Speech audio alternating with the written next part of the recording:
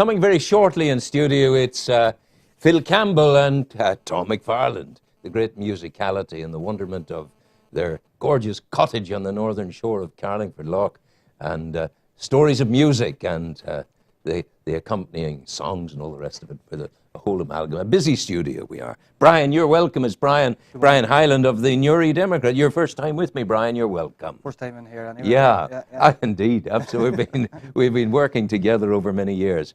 This is Democrat Day. What have you got in the paper today, Brian? We've plenty in the paper as usual, Rowan. Starting with the front. Obviously, we've gone with a wee story now about the headline is Council gets skates on, and it relates to the fact that the council are now looking at establishing and building a skateboard BMX park. Yes. Alternative sports park in Newry, 20 years after initially raising the topic and looking to do it. Absolutely. And they put it off the last time because of insurance things. Yeah. They said insurance was too dear. Well, I think, yeah, and you can see where they're coming from there. Skateboards, BMX and them sort of sports always come with a bit of injuries and that there. Yeah. But they don't mind doing a cycle track up the Mourns or up Kilbrony. They're happy enough to do that. Well, they're happy enough to do that, okay. But sure, they're getting round to it and it's happening. I think it's a good thing because if you look around the district, there's plenty of football pitches, GA pitches, there's golf courses, there's tennis courts.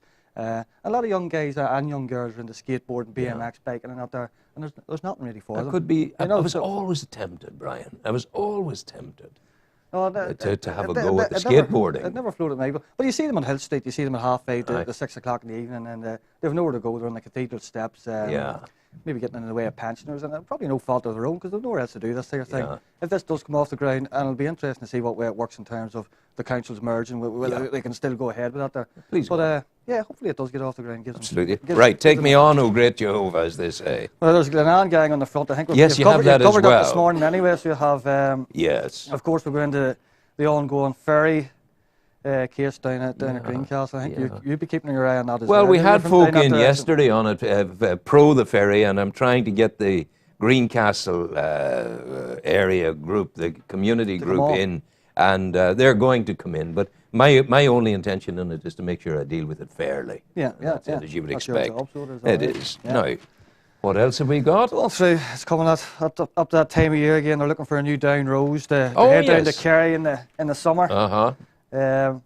Going through a trust story. Where are we there? We're on page 4. 4, I'm slow here. Let me move quickly. Yes, I've got you. The trust have refuted allegations from our local MLA, Mickey Brady, that the out of hours service has at times not been available. Which kind of contradicts out of hours because it should be there 24 hours. It should, of course. And it's something we're looking at closely because everyone's looking at Daisy Hill closely. We want to retain services here. Obviously, had very bad news last year with the closing of the stroke unit. So any sort of wee movement or things going on there, you want to keep on top of, you know. Okay. With our usual court stories, we don't like to get on into them online, so we don't. You have this absolutely wonderful column on page 6. I haven't read it before. Is it any good, it's a most magnificent column. Who is this Rowan's Rambles? It's a funny surname, Rambles, isn't it? Yeah, I tell you. We're touching upon outfits this week, and obviously it's very topical given the anniversary last week. It was. I had the opportunity of going down to the Polish embassy in Dublin last Tuesday, and the poem. It's worth repeating for you, and you publish it today in the Democrat in Rowan's Rambles, and it was giving the lie to the notion that after Auschwitz and Birkenau there could never again be poetry in the world. And people wanted to say no to that. And the great Polish poet wrote A Pigtail. When all the women in the transport had their heads shaved, 4 workmen with brooms made of birch twigs swept up and gathered up the hair behind clean glass, the stiff hair lies of those suffocated in the gas chambers. There are pins and side combs in this hair. The hair is not shot through with light, is not parted by the breeze, is not touched by any hand or rain or lips. In huge chests, clouds of dry hair of those suffocated, and a faded plait, a pigtail with a ribbon, pulled at school by naughty boys. You still got the voice anyway. Oh, now I tell you, that's in the Democrat today. It is Ireland, so it is, and it's important that we touch upon it every now and again to let newer generations know just exactly what went on and how we should never revisit something like that there. Brian, where are you taking me now? Just flicking through the paper. There's a nice wee story here done by a young girl, Bethany McCullough, who was in last week in Work Experience. Yes. We had Smokey on the front page there a number of weeks ago. She followed up Smokey. She did, yeah, just to see how he was getting on. Or sorry, she was getting on. Yeah. And she was recovered. She's home now with her family. And well done to Newry Veterinary Centre for that. Absolutely. And USPCA carry out some magnificent work. We can see just in the picture, inset picture, how far the crossbow went into this wee animal. Absolutely, absolutely. Disgusting attack, but it's good to see Smokey's on the road to recovery and home now. So thank goodness. Hopefully we don't have to report that sort of thing anymore.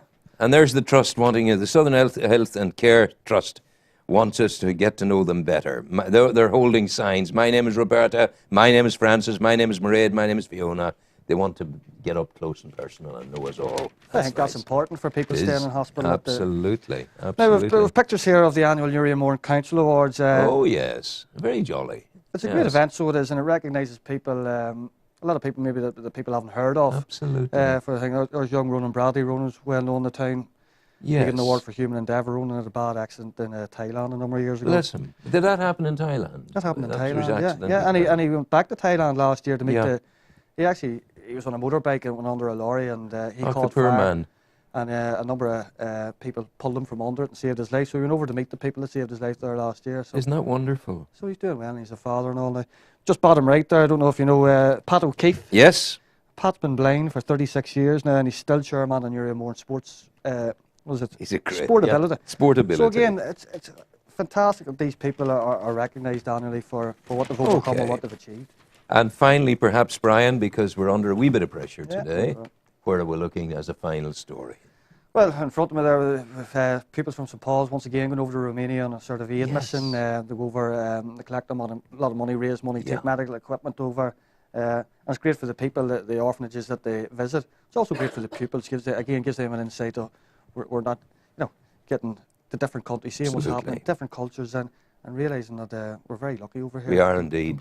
Brian, what I'd like to do, if you're coming back to me next week, which I hope you will. Yep, certainly. I'd like to chill out a wee bit longer with you next week, and we'll do something wonderful. No problem. We'll go now for ads. Take care. Cheerio. Bless you. Take care. Thank you.